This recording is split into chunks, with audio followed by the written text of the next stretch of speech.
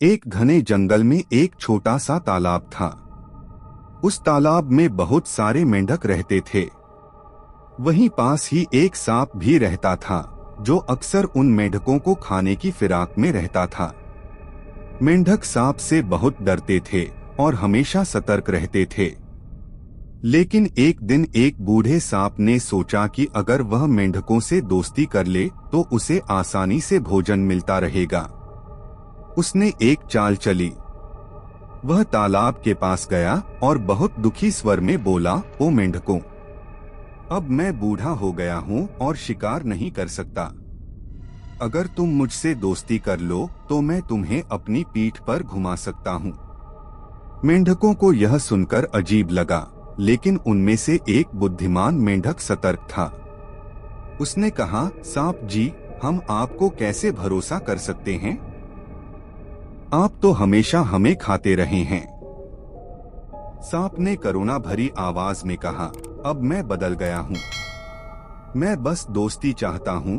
धीरे धीरे कुछ मेंढकों ने उस पर भरोसा कर लिया और उसकी पीठ पर बैठकर घूमने लगे। कुछ दिन ऐसे ही बीत गए।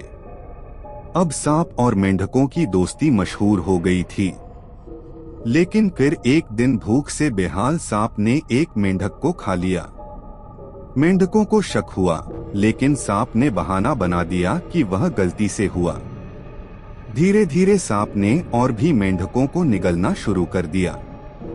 अब मेंढकों को समझ आया कि उनकी दोस्ती एक छलावा थी।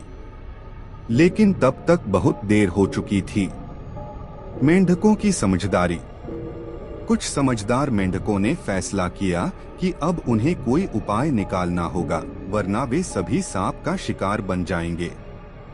एक बुद्धिमान मेंढक ने कहा, अगर हम मिलकर इस समस्या का हल नहीं निकालते तो यह सांप हमें एक एक कर खा जाएगा। उसने एक योजना बनाई।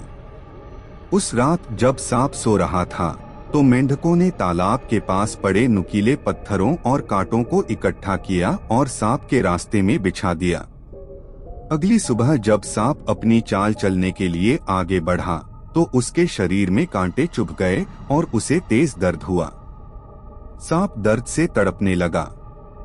उसने मेंढकों से मदद मांगी, लेकिन इस बार मेंढकों ने उसकी मीठी बातों पर भरोसा नहीं किया। उन्होंने कहा, तुमने हमें धोखा दिया, अब हम तुम्हें फिर से मूर्ख नहीं बनने देंगे। सांप को समझ आ गया कि उसकी चालाकी काम नहीं आई। वह घायल होकर वहां से दूर चला गया और फिर कभी उस तालाब में वापस नहीं आया।